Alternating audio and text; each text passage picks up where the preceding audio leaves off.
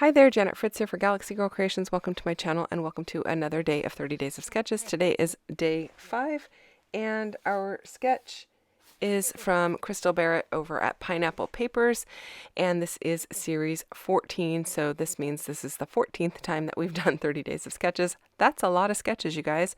It happens a few times a year, usually March, I think June and October. Something like that. But go join the Facebook group for 30 Days of Sketches if you want to get more information or play along. I'll put a link down below for you in case you're interested in that. I have 2 photos here that I'm documenting the first day of preschool for the oldest one that I take care of. She is now 6, so these are older photos. But this paper from Spectrum Gardenia, which is a 49N Market collection, was perfect for this particular sketch. And I am using some of the rub-ons. I'm cutting out a couple of the like dictionary type words. One of them is happy and the other one, oh, I think it says joy. I'm not really sure. Mostly because I can't read it on my tiny screen, and I've done like 4 layouts since then.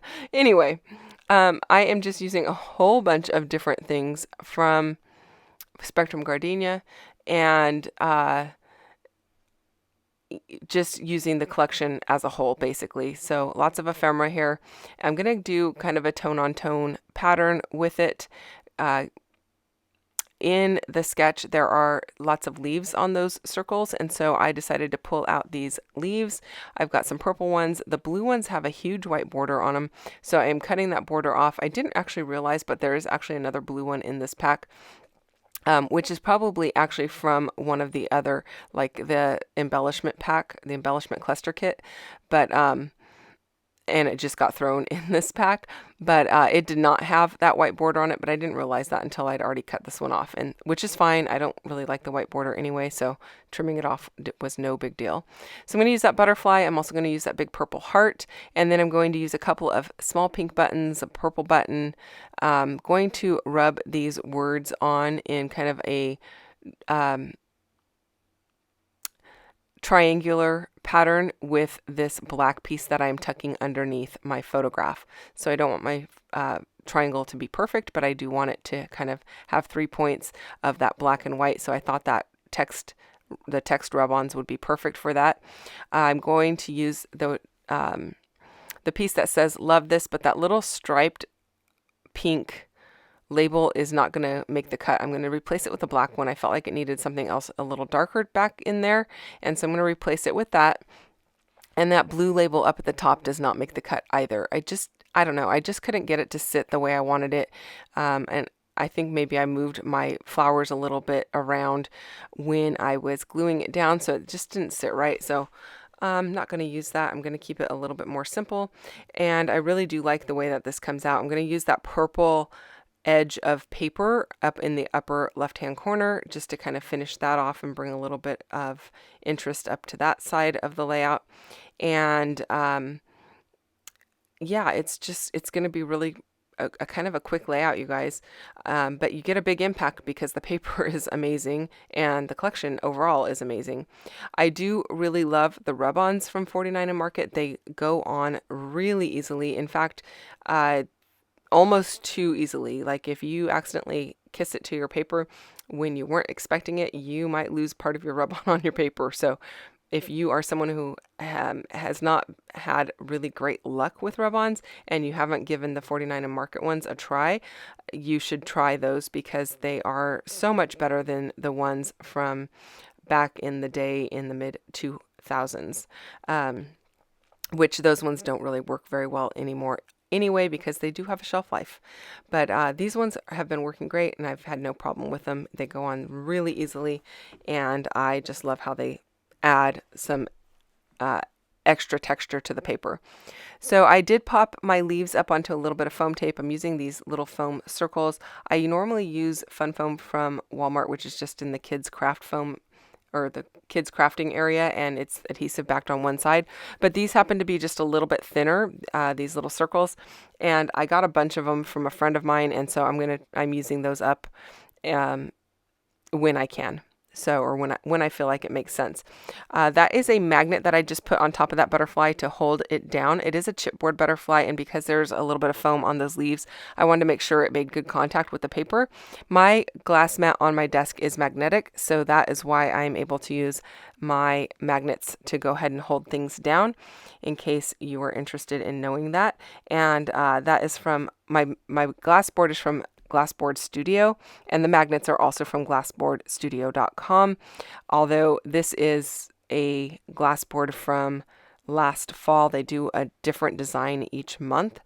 They have standard ones in the shop, and then they have a specialty one each month, and this was one of their specialty ones, so you can no longer actually get this one.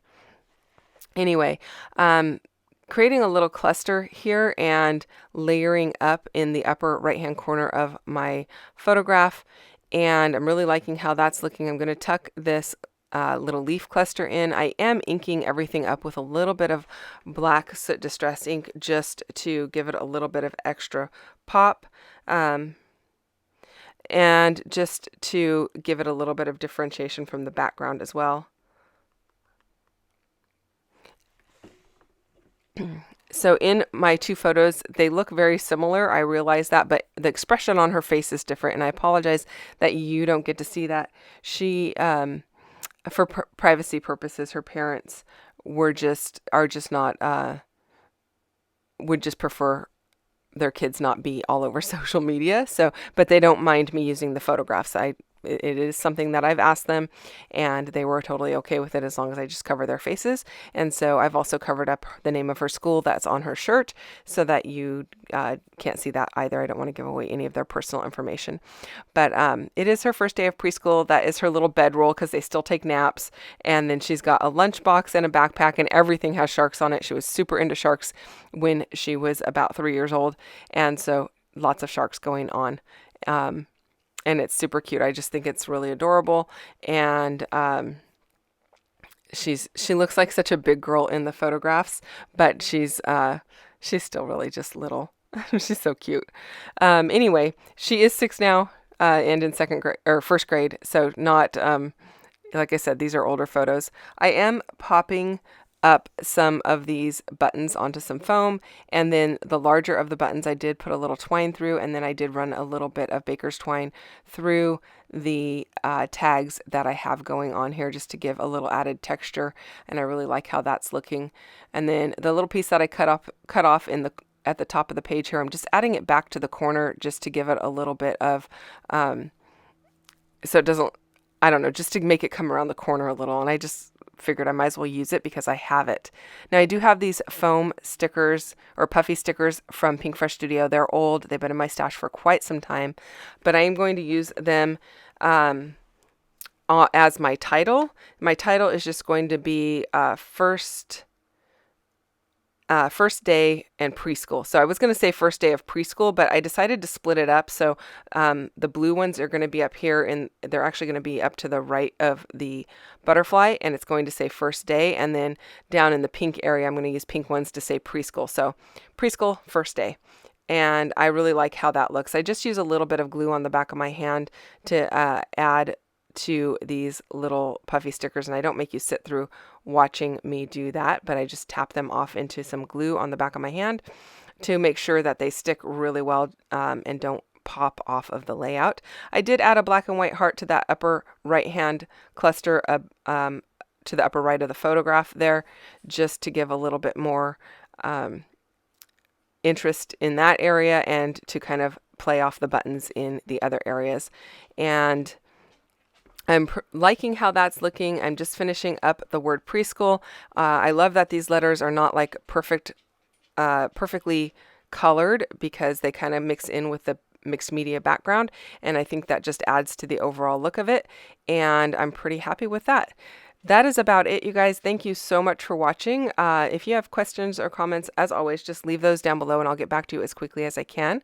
I really appreciate the time that you took to watch my video, and if you enjoyed it, I would love for you to hit the thumbs up or subscribe if you're not already subscribed. I would really appreciate that as well. And the link to my Facebook group is down below if that's something that you're interested in. It's been quiet. I do have plans to get it going again, but things have just been really busy at home, and so bear with me. But at least I'm keeping up on my videos. So, and I do respond to my comments. It just takes me a little bit of time. So thanks again for watching. I'll see you guys again tomorrow. Bye-bye.